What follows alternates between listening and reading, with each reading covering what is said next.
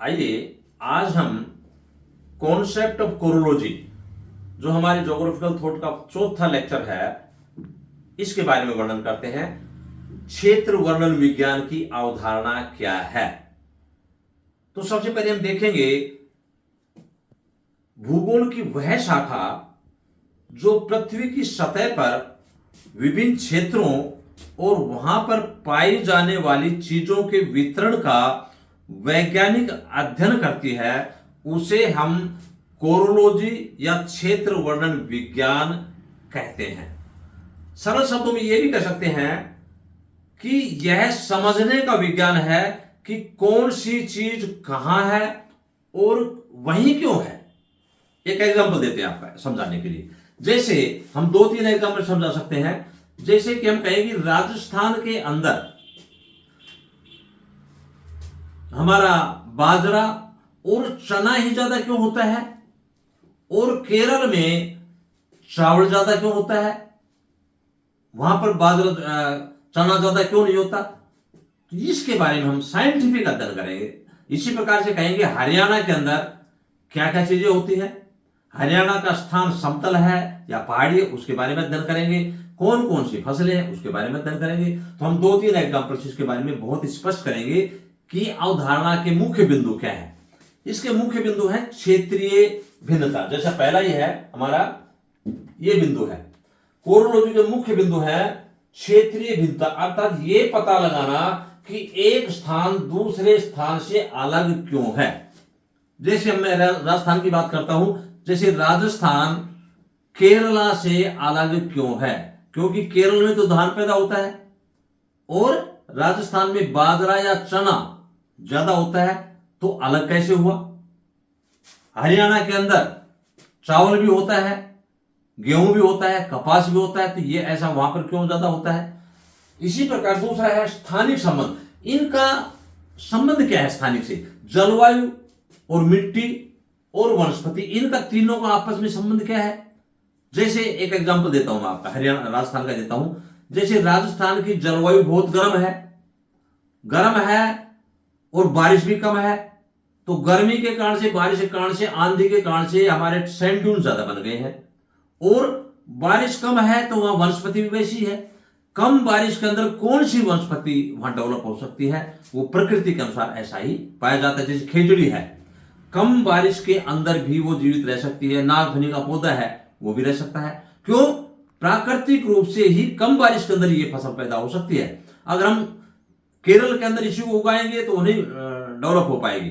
और अगर हम राजस्थान के अंदर चावल डेवलप करना चाहेंगे तो जहां पानी नहीं है वहां पर वो चावल पैदा नहीं हो पाएगा। तो दोनों का अंतर बताना है कि दोनों में अंतर क्यों है, आपस में क्या संबंध है। अगला है वितरण का अध्ययन। यह केवल यह नहीं बताता कि कोई चीज कहां है, बल्कि उस स्थान के चरित्र या विशेषता की व्याख्या करता है। जैसे मैं यही बात करता हूं, दोनों का एग्जांपल इसलिए लेता हूं ताकि स्पष्ट हो जाए।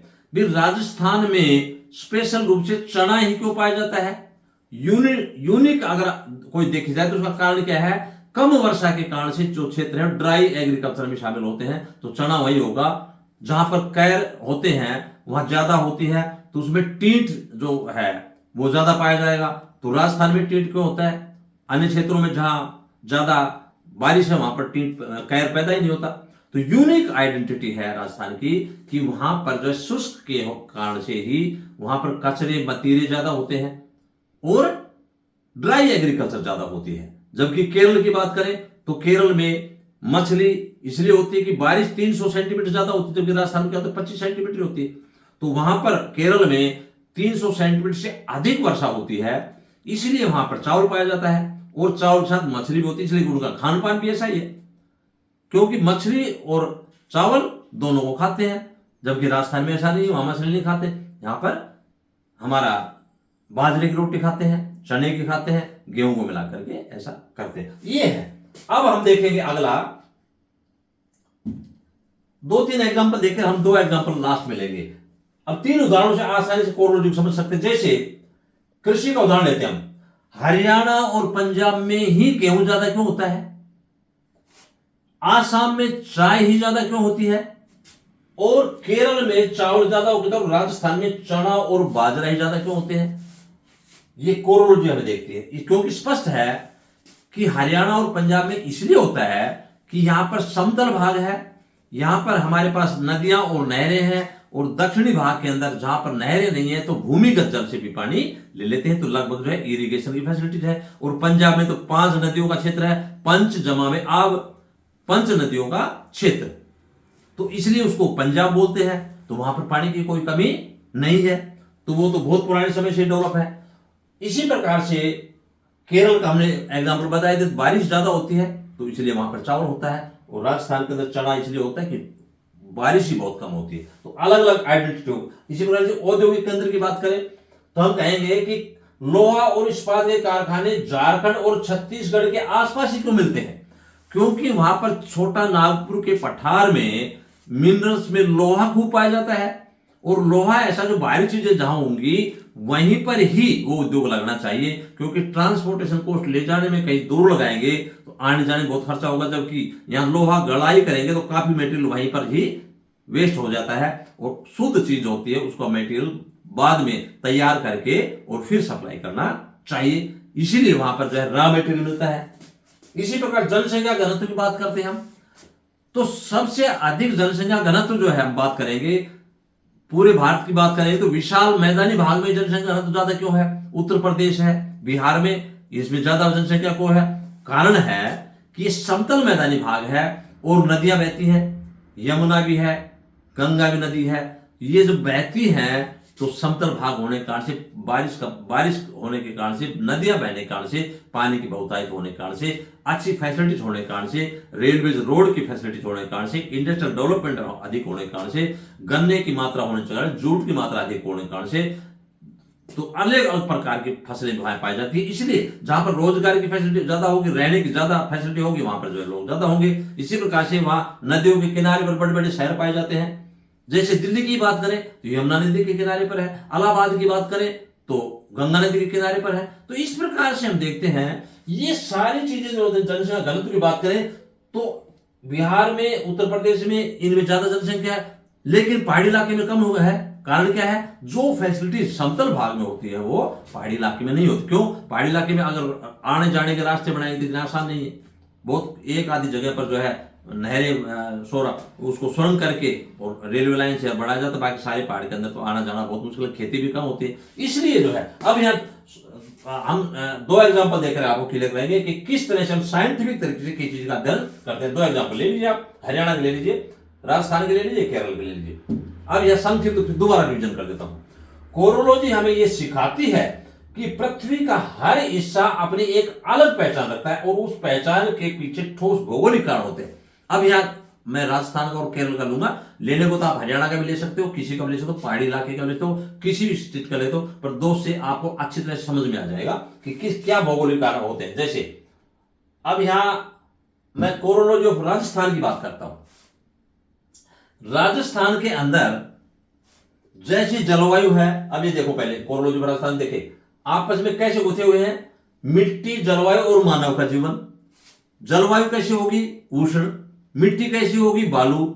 और मानव जीवन कैसा होगा? जो बालू मिट्टी होगी, बारिश कम है तो उसके अनुसार आदमी को रहना पड़ेगा। अब यहां एग्जांपल दे देता हूं, एग्जांपल देखिए। अब बारिश कम है तो क्या करेंगे? जब बारिश का टाइम कम आएगा तो प्राकृतिक, देखिए ये टांका बोलते हैं इसको, TANK, टांका।